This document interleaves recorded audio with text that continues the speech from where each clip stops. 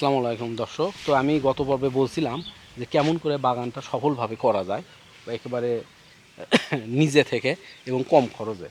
আর একটা ব্যাপার, বাগান যদি নিজে থেকে আপনি বীজ সংগ্রহ করেন তাহলে আপনি বুঝতে পারবেন যে আপনার বাগানে কোনটা কোন জাতের ফল আর কি, কোনটা কোনভাবে ধরবে।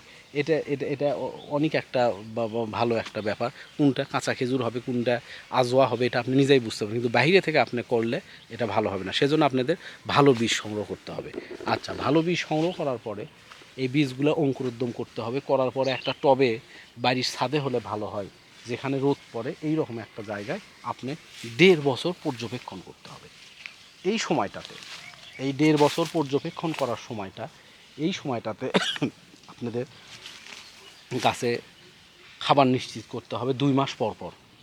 2 মাস পর পর আপনারা ইউরিয়া, পটাশ, ফসফেট, রাসায়নিক সারের সাথে জৈব সারও ব্যবহার করতে হবে। খেজুর গাছের একটা জিনিস, খেজুর গাছ কিন্তু প্রচুর পরিমাণে খাবার খায়। এ খাবার দিয়ে আপনি অন্য গাছ যেমন মারা যায়, বা খেজুর গাছে কিন্তু তা না, খেজুর গাছে প্রচুর খাবার খাবার খাবার দিতে হয়, তাছাড়া খেজুর ধরবে না। তো এই জন্য আপনাদেরকে সব সময় খাবার দিতে হবে, গাছগুলা পর্যবেক্ষণে রাখতে হবে। কারণ 2 বছরের আগে, মানে 1.5 বছরের আগে আপনারা 100%, এমনি তো 100% বোঝা সম্ভব না, 70% বুঝতে পারবেন যে এটা কোন ছেলে না মেয়ে হবে। এটা বিশাল একটা বড় ব্যাপার, ছেলে না মেয়ে হবে গাছটা। এটা অনেক বড় ব্যাপার, এটা বোঝা অনেক একটা বড় ব্যাপার। আর এটার উপর অনেক কিছু নির্ভর করে। আমি এই পর্বতে আপনাদেরকে আস্তে আস্তে, আপনারা যদি মনোযোগ দিয়ে শোনেন, তাহলে আমি আস্তে আস্তে বলবো ছেলে মেয়ে কেন ছাদের উপর থেকে বা যে কোনো জায়গায় আলাদাভাবে বেছে নিতে হবে। আপনি একবারে সব লাগালে এটা হবে না। কারণ খেজুর গাছ একটা নির্দিষ্ট দূরত্বে লাগাতে হয়।